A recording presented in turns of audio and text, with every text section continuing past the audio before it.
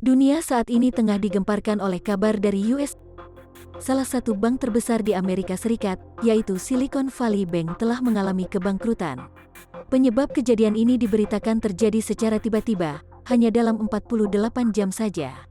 Namun sebenarnya ada banyak alasan kenapa Silicon Valley Bank mengalami kebangkrutan, dan permasalahan yang mencuat tidak dari satu masalah saja, melainkan dari beberapa pemicunya.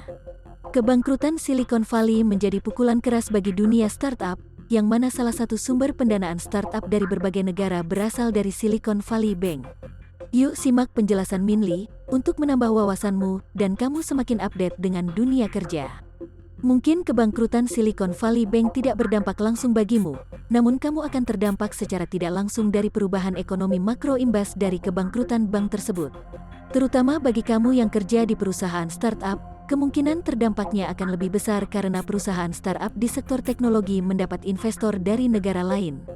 Dengan mengetahui hal ini, kamu bisa mengantisipasi kejadian tak terduga di perusahaan kamu yang terdampak, dan bisa mengambil langkah terbaik demi menyelamatkan karirmu. Jadi tonton terus sampai akhir ya Sobat 5.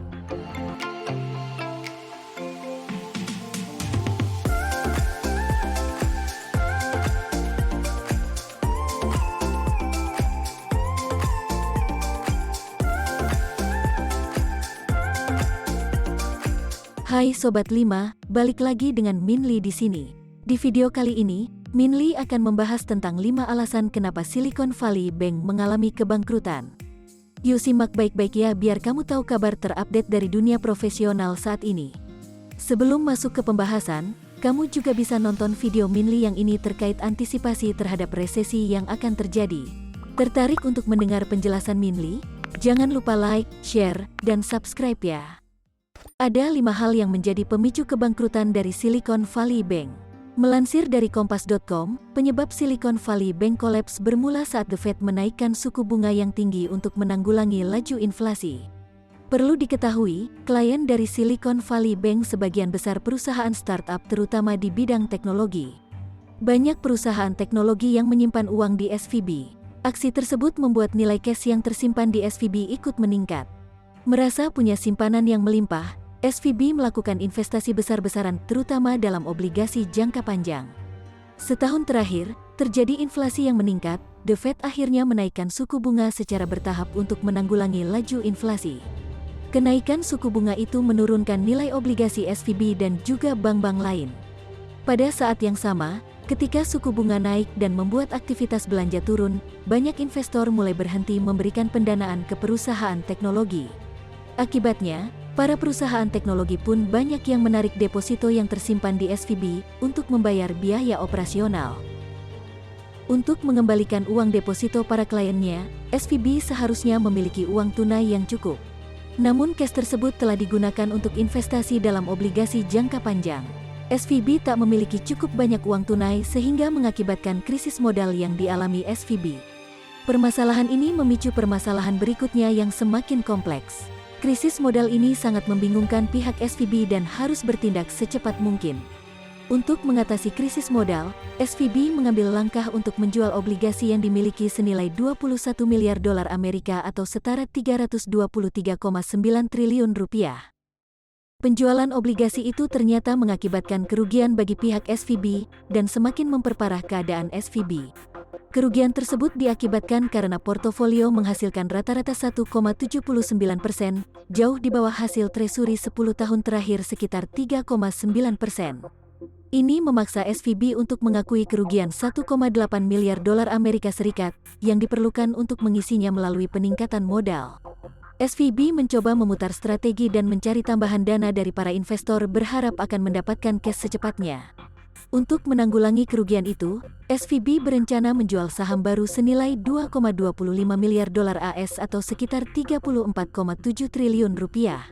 SVB lalu mengumumkan strategi perusahaan kepada seluruh stakeholders perusahaan.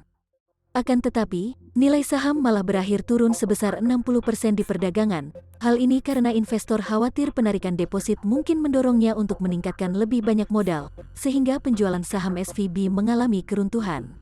Setelah pengumuman penjualan saham dari pihak SVB, beberapa startup mulai menarik uang mereka keluar dari SVB karena takut dana yang mereka simpan di sana dibekukan sebelum bisa mengaksesnya. Hal tersebut menimbulkan bank run atau diartikan sebagai penarikan uang besar-besaran yang akhirnya menjatuhkan bank tersebut. Karena semakin banyak perusahaan yang menarik dana dari SVB, hal buruk pun akhirnya terjadi, di mana proses bisnis dari SVB sangat terganggu sampai tidak bisa beroperasi lagi. Sampai akhirnya dinyatakan resmi ditutup oleh Federal Deposit Insurance Corporation atau FDIC. Ada satu lagi pemicu yang diprediksi menjadi cikal bakal kebangkrutan SVB, yaitu karena uang modal yang dipinjam belum dikembalikan oleh para startup. Krisis startup selama 1 tahun kebelakang menjadi alasannya mengapa startup belum mengembalikan modal yang diberikan investor dan pinjaman dari bank. Krisis ini juga berkaitan dengan terjadinya inflasi yang terjadi, membuat para startup belum menyetorkan banyak modal dalam beberapa bulan terakhir. Tentu profit yang masuk lebih diutamakan untuk biaya operasional perusahaan agar dapat terus bergerak. Akibatnya, SVB belum mendapatkan keuntungan dari pinjaman yang diberikan kepada para startup ini. Itulah 5 alasan mengapa Silicon Valley Bank dapat mengalami kebangkrutan. Permasalahan diawali dengan The Fed yang menaikkan suku bunga secara agresif. SVB tidak memiliki cukup modal untuk menyediakan penarikan deposito dari para kliennya, kerugian penjualan obligasi, aksi bank run oleh para kliennya, dan belum mendapatkan keuntungan dari pinjaman modal yang diberikan kepada para startup.